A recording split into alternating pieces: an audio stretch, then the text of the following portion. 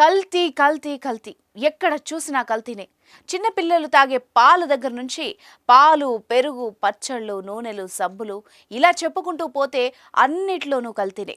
దేన్ని వదలట్లేదు కల్తీ రాయిళ్లు. రోజుకో కల్తీ దందా వెలుగులోకి వస్తూనే ఉంది. ప్రజల ప్రాణాలతో చిలగాటమాడుతున్నారు. డబ్బు సంపాదన కోసం ఎంతకైనా దిగజారుతున్నారు. ప్రభుత్వాలు ఎన్ని ప్రయత్నాలు చేసినా, ఎన్నిసార్లు అడ్డుకొని కేసులు నమోదు చేస్తున్నా కల్తీ దందాలకు మాత్రం తెరవడ్డం లేదు. మనం నిత్యం ఉపయోగించే ఎండు మిరపకాయలను కూడా కొంతమంది కల్తీ చేయడం ఆందోళన కలిగిస్తోంది. ఎర్రటి రంగులో తళతళా మెరిసేందుకు వాటికి రంగు నద్దుతున్నారు కల్తీ రాయుళ్లు. మీరు కొత్తగా బిజినెస్ స్టార్ట్ చేయాలనుకుంటున్నారా? మార్చ్ 16-17 హైటెక్స్ లో ఫ్రాన్సెస్ ఇండియా బిగ్గెస్ట్ ఫ్రో ఎక్స్పో.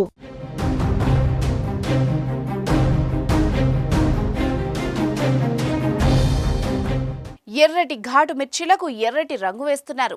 రసాయనాలను కలిపిన ఎర్రటి నీటిలో ముంచి వాటిని మెరిసేలా చేస్తున్నారు. పాడైపోయిన మిరపకాయలను తిరిగి విక్రయించేందుకు, తాజాదనం తెప్పించేందుకు ఇలా చేస్తున్నారు. రసాయనాలు కలిపిన రంగులో ముంచిన తర్వాత ఆ మిరపకాయలు ఎర్రగా మెరుస్తున్నాయి. అసలు రంగు వేసినట్టే తెలియడం లేదు.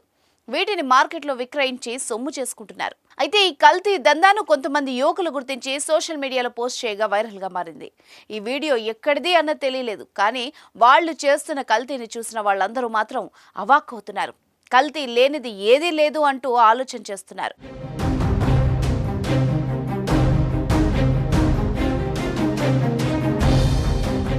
ఒకప్పుడు కొన్ని పదార్థాలు మాత్రమే కల్తీకి గురయ్యేవి. కాదేది కల్తీకి అనర్హం అంటూ రెచ్చిపోతున్నారు. పండ్లు కూడా కొన్ని రకాల రసాయనాలను ఉపయోగించి పండేలా చేస్తున్నారు. ఇలా కెమికల్స్ కలిపిన వాటిని తినడం వల్ల క్యాన్సర్ వంటి వ్యాధులకు గురవుతున్నారు. పోలీసులు ఎన్ని జాగ్రత్తలు తీసుకున్నా, ఎన్ని దాడులు చేసినా కూడా కల్తీదారులు మాత్రం తమ పద్ధతులు మార్చుకోవడం లేదు. కల్తీ చేసిన ఆహారం కల్తీ లేని ఆహారం కంటే చౌకగా విక్రయించడంతో అసలు విషయం తెలియని ప్రజలు వాటి వైపే మొగ్గు చూపుతున్నారు.